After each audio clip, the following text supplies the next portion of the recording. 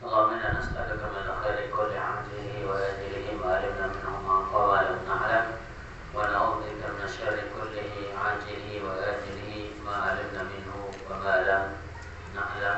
اللهم انفعنا بما علمتنا وعلمنا ما ينفعنا وزدنا علما. أما بعد, para jemaah dimuliakan oleh Allah Subhanahu wa taala. Malam hari ini insyaallah kita akan bahas sedikit tentang beberapa kekeliruan yang sering terjadi atau yang banyak dialami oleh kaum muslimin pada 10 hari Dzulhijjah, termasuk juga dalam berkorban dan juga ketika sholat Id. Yang pertama, keliruan yang pertama yang banyak kita jumpai di masyarakat karena ini real nyata, yaitu mereka kurang perhatian dengan 10 hari bulan Dzulhijjah. Kurang perhatian dengan 10 hari bulan Dzulhijjah. Kalau bulan Ramadan mereka bersemangat untuk bersedekah, untuk sholat dan yang lainnya. Tapi ketika 10 hari Dzulhijjah ini kurang semangat. Kenapa? Bisa jadi ini kurang ilmunya, belum sampai ilmunya kepada mereka. Padahal Nabi SAW bersabda, "Ma min ayyamin al-'amalu shalihu fiha ahabbu ila Allah min hadzal 'ashr." Tidak ada amal saleh yang lebih dicintai oleh Allah Subhanahu wa taala daripada amalan di 10 hari bulan Dzulhijjah. Tidak ada yang paling dicintai dalam bulan yang lain, tidak ada yang paling agung dalam bulan yang lain, azka, yang paling suci dan paling diterima oleh Allah Subhanahu wa taala. Bahkan dalam satu riwayat diriwayatkan oleh Imam Baihaqi dan Syu'abul Iman dan juga Ibnu Asakir Daftar di Masqah dari Anas bin Malik radhiyallahu anhu, dia mengatakan kana yuqal, dahulu pernah ada yang mengatakan an ayamin ashr, tentang 10 hari pertama bulan Dzulhijjah, bi kulli yaumin alfu yaumin. Satu hari di 10 hari ini bulan Dzulhijjah ini sebanding dengan 1000 hari.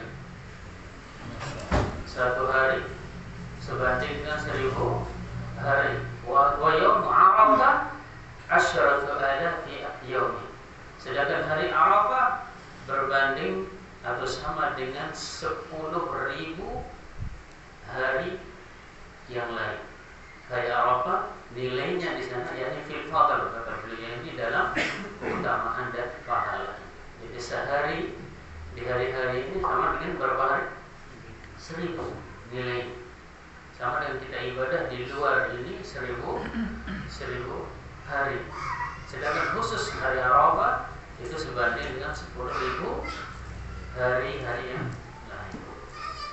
Dan ketika sahabat mengatakan, dahulu ada yang mengatakan, ini mereka dapat dari mana? Anas bin Malik mengatakan, dahulu ada yang mengatakan satu hari ini pada 10 hari Dzulhijjah ini sebanding dengan 1000 hari pahalanya. Siapa yang mengatakan maksudnya? Apakah Rasulullah SAW? Ketika para sahabat mengatakan dulu ada yang mengatakan begini, itu maksudnya adalah itu berita dari kitab-kitab terdahulu, yaitu kitab Taurat dan Injil.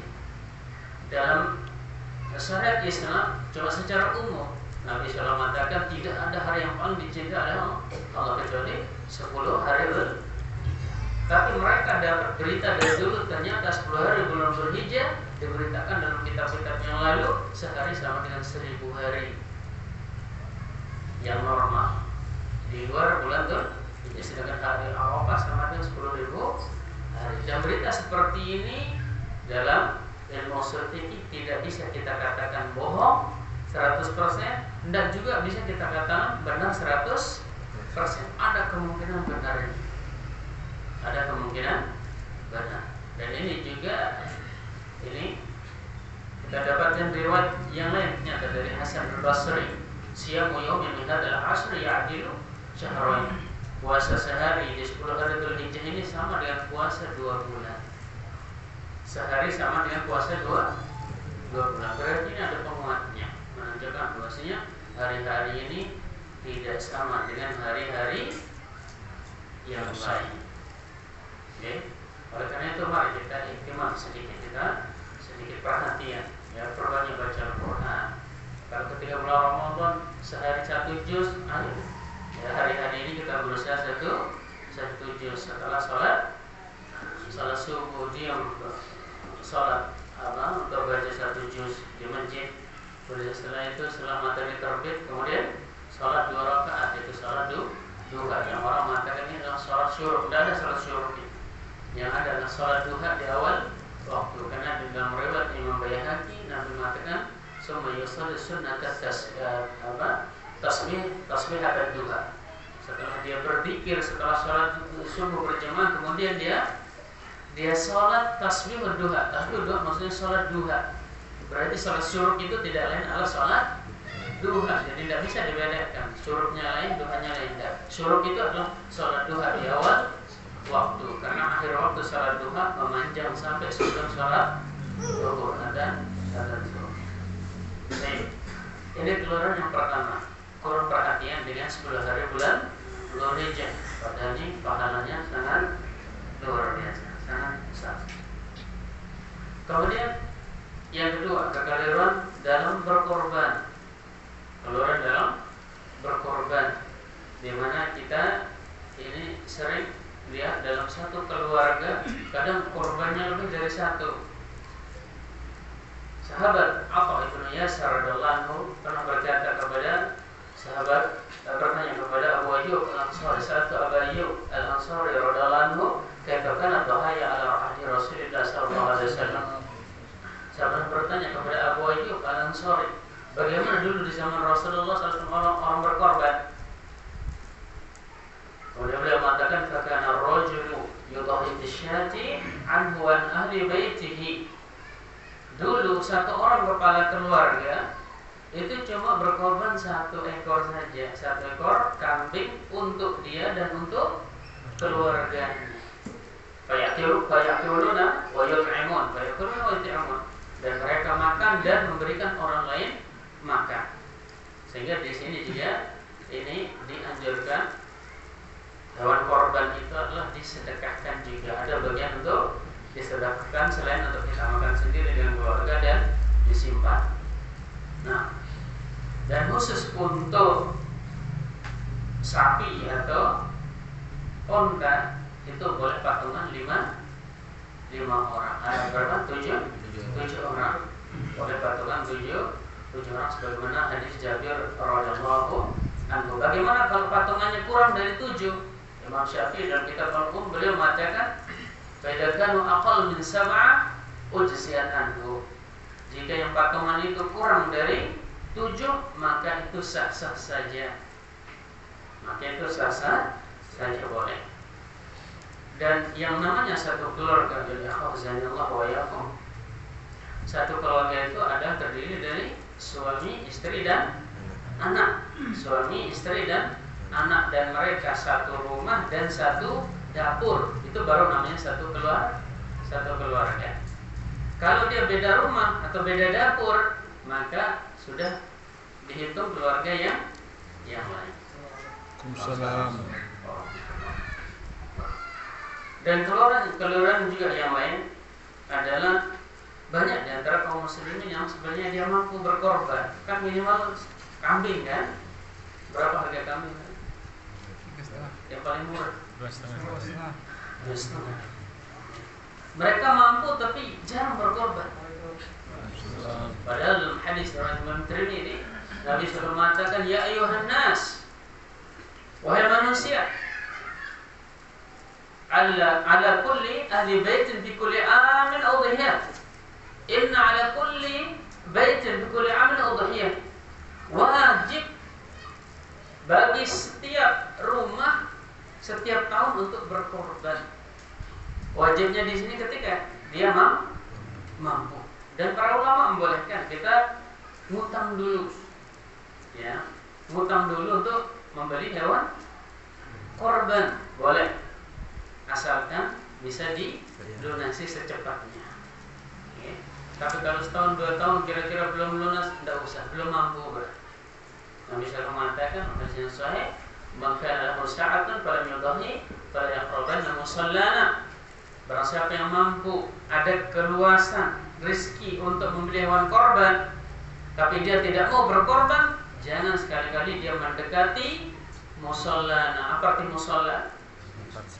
Tempat sholat kami. Karena di zaman Nabi SAW sunnahnya adalah sholat hari raya adalah di musalla. Apa arti musalla? Musalla apa Umar? Musalla itu tidak lain adalah tanah lapang.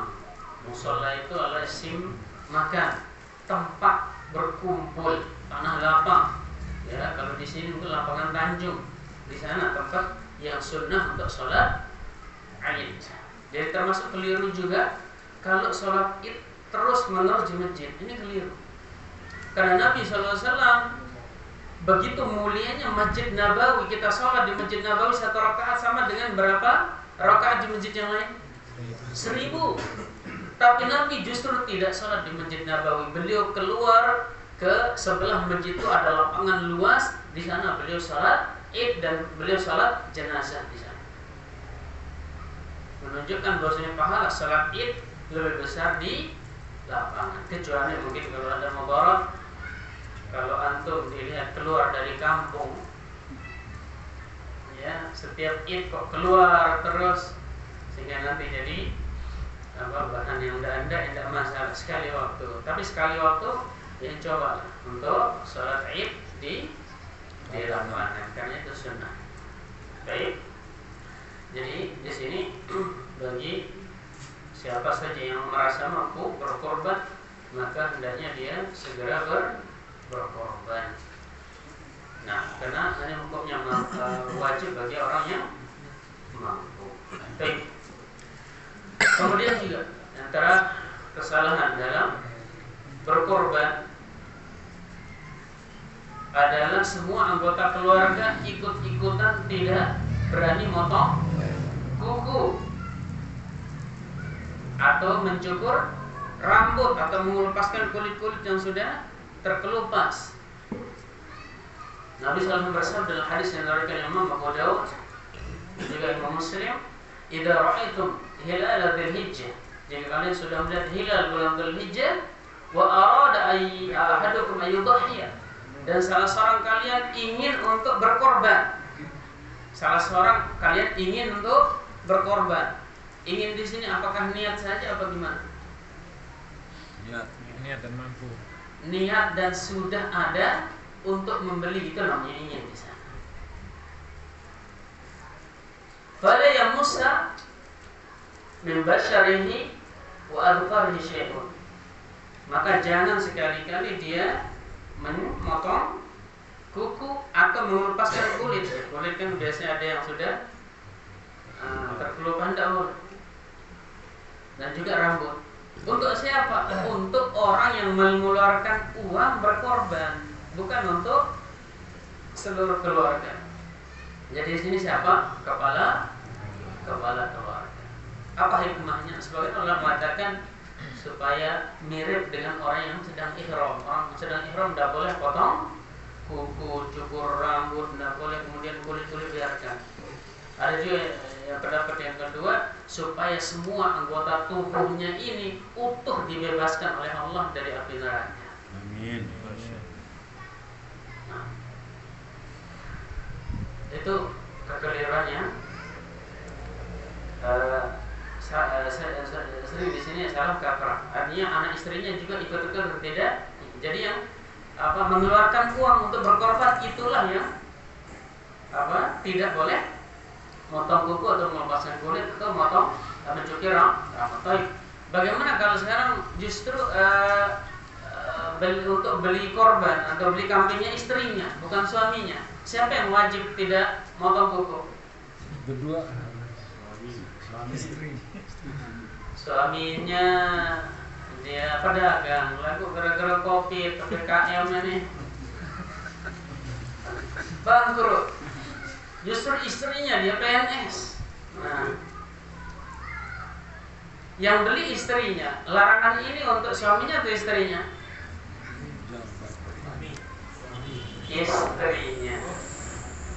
istrinya yang mengeluarkan uang. Baik. Nah,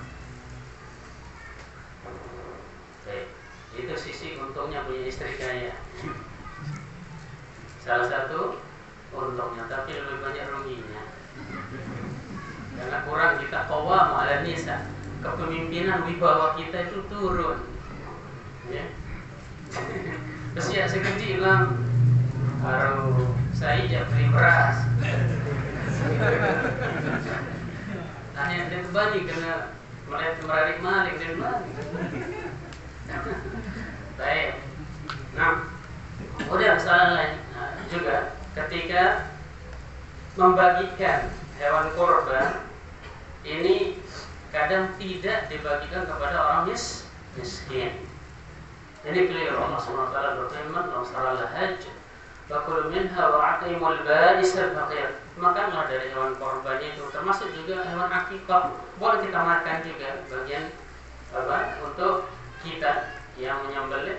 Wa aqimul ba'is al-faqir. Kemudian berikanlah orang yang sengsara dan orang-orang fakir juga bagiannya. Berarti harus ada yang kita sedekahkan dan tidak mesti harus sepertiga. Karena sebagian berkeyakinan sepertiga untuk dimakan sendiri, sepertiga untuk sedekah, dan sepertiga untuk disimpan atau diberikan keluarga atau karib kerabat yang tidak mesti sepertiga. Ya, terserah pembagiannya bagaimana. Yang penting ada untuk memberikan orang lain makan. Imma mentahnya, imma dengan mengundang mereka untuk makan. Baik. Kemudian juga kekeliruan dalam menyembelih. Kekeliruan dalam menyembelih sering kita lihat ketika menyembelih di lapangan, atau di rumah juga. Ini ketika mengasah pisau itu di depan hewan korban. Ketika kita menyembelih satu sembelihan di depan hewan yang lain, ini tidak boleh. Sama dengan kita menyembelih mereka dua kali.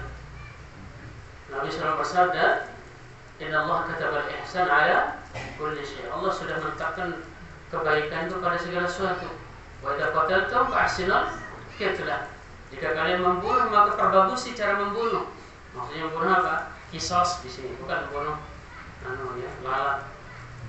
Jika kalian membunuh, perbagusi cara membunuh. Ketika qisas itu pedangnya itu luar biasa tajamnya. Begitu di ini misalnya langsung lepas nih kepala. Atau sekarang itu pakai tembakan, tapi kadang tembakan ini kurang masih ada jantungnya masih ini berdetak. Yang paling bagus adalah jadi ketika kisos itu al-ujungnya harus betul-betul mempersiapkan ini pedangnya. Wa idza dabahtum fa'ahsinu dzibha. Dan kalau kalian menyembelih, maka perbagusi cara menyembelihnya. Bagaimana caranya? Wal yuhidda ahadukum syafratahu wal yurid dzabihatahu. Tajamkan pisau itu dan senangi, bikin senang atau gembira hewan sembelihan. Bagaimana cara kita senangkan dia? Masih makan. Kemudian termasuk juga jangan diperlihatkan saudaranya yang sedang disembelih. Jangan diperlihatkan saudara-saudaranya yang sedang disembelih, karena akan ini juga termasuk keliruan. Sehingga kita sering lihat ada sapi ngamuk lah, ya, kambing ngamuk. Kalau kambing ngamuk kurang kan, ini sapi biasanya. Karena kurang baik dalam perlakuan, atau mungkin ya kurang doanya bisa, ya kurang doa, kurang mengucapkan a'udzu bikalimatillahit tammati min syarri ma khalaq. Karena bisa jadi syaitan masuk, akhirnya sapinya kesurupan, nyeruduk polisi atau yang lain, nyeruduk orang-orang. Baik. Ini dalam menyembelih. Kemudian juga tidak masalah ketika menyembelih kita membaca lafaznya, tidak masalah. Sebagaimana bisa mengatakan kadang dalam menyembelih bismillah Allahu akbar, Allahumma hadza minka wa laka. Ya Allah, ini adalah darimu dan untukmu juga. Artinya ketika kita menyembelih betul-betul kita ini serahkan ini semua Karena ini adalah ibadah kepada Allah Subhanahu wa ta'ala, maka kita minta kepada Allah supaya diterima korban kita ini. La yanalullahu luhumha wa la dima'uha walakin yanaluhu taqwa minkum. Dalam surah Al-Hajj, dalam surah An-Nahl, Allah SWT berfirman, tidaklah yang sampai kepada Allah itu adalah darah dan daging sembelihanmu, tapi yang sampai adalah ketakwaan darimu, ya, ketakwaan dari kita yang menyembelih betul-betul ikhlas lillahi ta'ala. Sehingga di sini tidak boleh kita menyembelih kemudian kita jual lagi kulitnya. Membajad audihati pada audihata. Siapa yang membeli, siapa yang menjual kulit daging sembelihannya sendiri, hewan korbannya sendiri, gara-gara tidak ada yang mau makan, tidak ada yang mau ngolah jadi kerupuk, misalnya, sudah kita jual saja, maka hapus semua pahala korban, terhapus. Terus bagaimana? Kasih orang miskin, kasih tetangga. Baik. Kemudian juga termasuk yang menyembelih. Jangan niatnya nyembelih supaya dapat otaknya atau dapat kakinya, tidak boleh. Nah, wala nu'tizal jazar minha syai'. Nabi SAW memerintahkan, kata Ali bin Abi Thalib, supaya jangan kita berikan tukang jagal atau tukang sembelih itu bagian upah nyembelihnya adalah dari hewan sembelihan yang dia sembelih. Nu'tihi min indina, kita kasih uang sendiri, bukan dari hewan sesembelihan. Atau dari hewan yang lain yang dia tidak sembelih. Untuk apa di sini? Untuk menjaga keikhlasannya ketika menyembelih. Karena menyembelih ini ibadah sama dengan sholat, dia tuntut kita untuk ikhlas di sana. Lillahi ta'ala. Ini darimu untukmu gitu.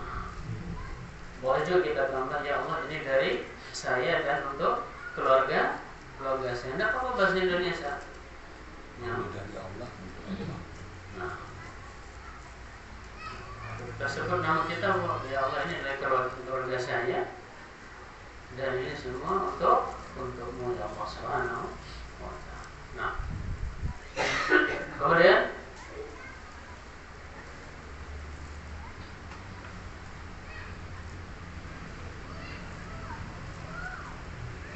kekeliruan yang lain setelah sholat Id adalah banyak dari kaum muslimin yang mereka menyembelih di kuburan. Menyembelih di kuburan dalam Islam tidak diperbolehkan. Itu adalah perilaku orang jahiliyah aqrab bil Islam. Tidak ada menyembelih di kuburan dalam Islam. Hadis dari Imam Bukhari. Artinya dulu iya zaman jahiliyah, tapi sekarang ketika Muslim tidak boleh itu dihidupkan lagi. Karena sebagian ini orang yang dikatakan ulama mazhab Syafi'i mengatakan boleh di tempat-tempat kuburan yang dia keramat atau kuburan wali-wali boleh menyembelih. Ini perkataan mereka, sehingga dilaksanakan oleh masyarakat awam. Padahal Nabi terang-terang mengatakan la aqrafil Islam, tidak ada menyembelih di kuburan dalam Islam. Walaupun itu nazar.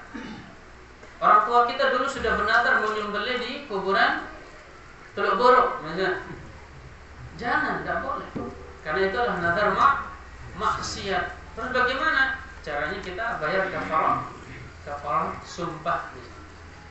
Kita bayar kafarah sumpah, niatkan untuk orang tua kita yang sudah kadung dia bernazar.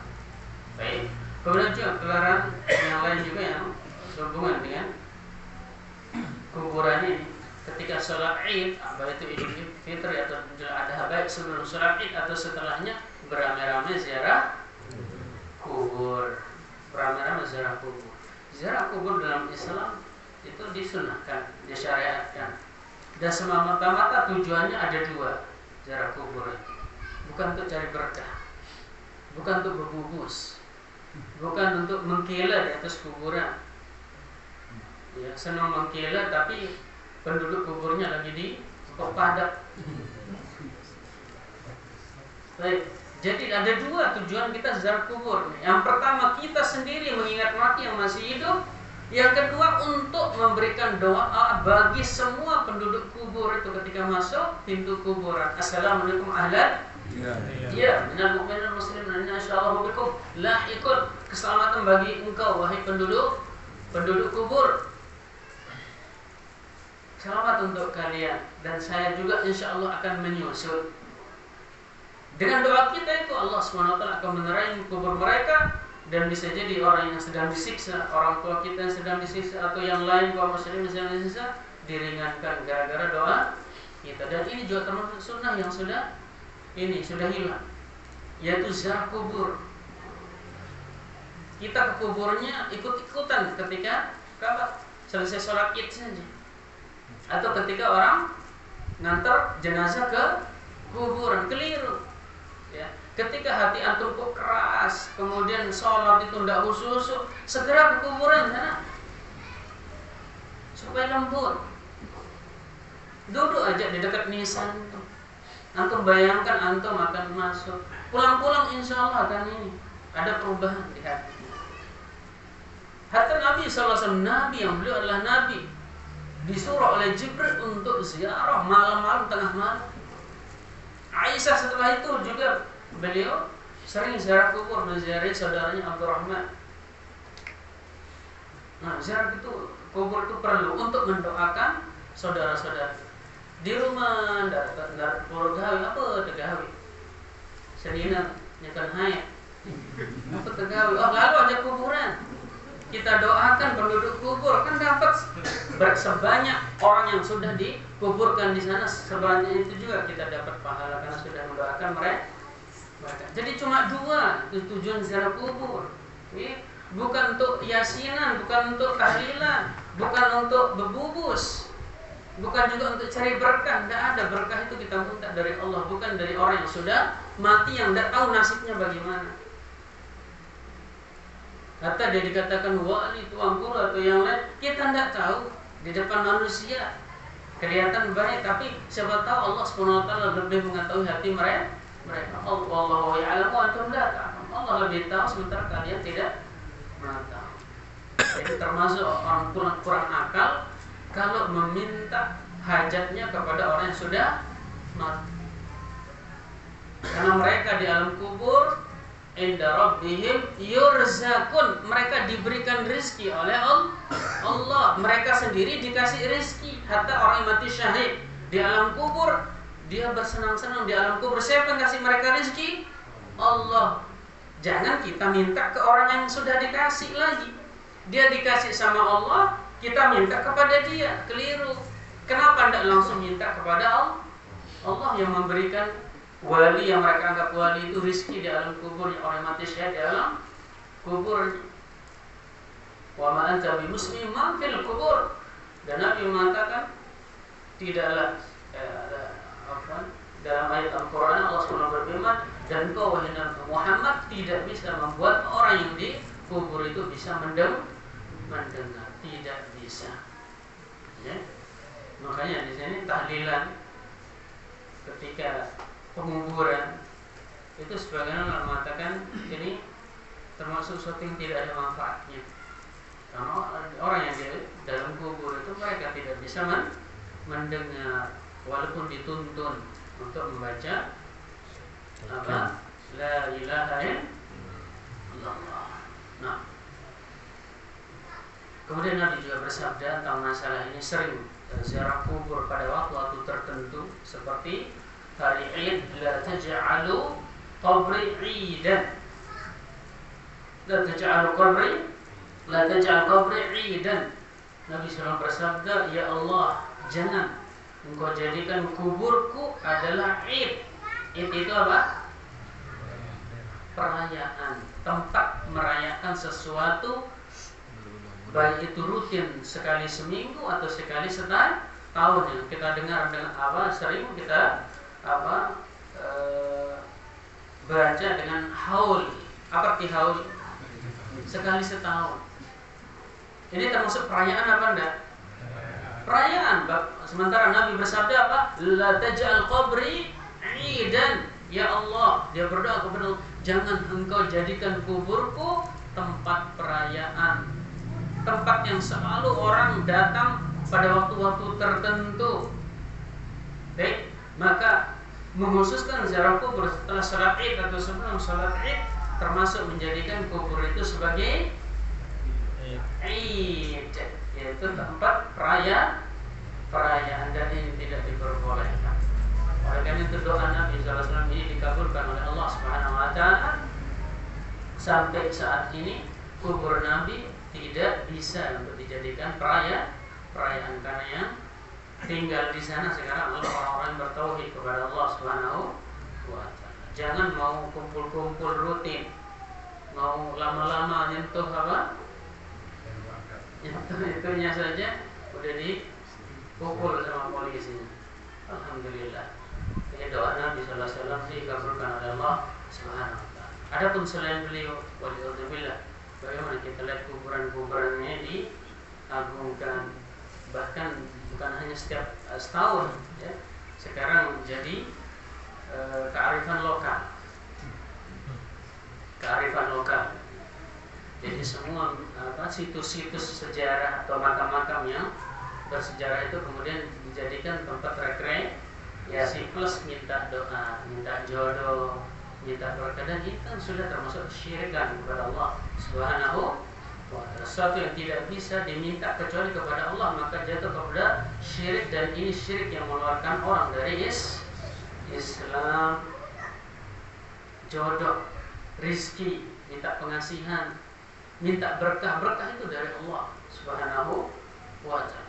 Wa ja'alani mubarakan ayyamna kuntu. Nabi Isa mengatakan Allah yang menjadikan saya berkah di mana saya berada. Berarti keberkahan itu adalah dari Allah. Kita minta kepada Allah, bukan kepada orang penghuni kubur. Masa kalau kita pergi haji dan umrah harus cari berkah dulu, perpisahan dulu dengan kuburan Long Bado atau kuburan apa yang di Batu Layar, Batu Basah, Batu Bolong. Kalau Batu Kosong di Lombok Timur ada desa. Baik. Jadi tidak boleh, dan ini tidak disyariatkan dalam Islam. Baik. Mungkin yang bisa disampaikan sedikit beberapa keliruan yang sering terjadi. Mungkin kalau ada pertanyaan silahkan. Allah Ta'ala.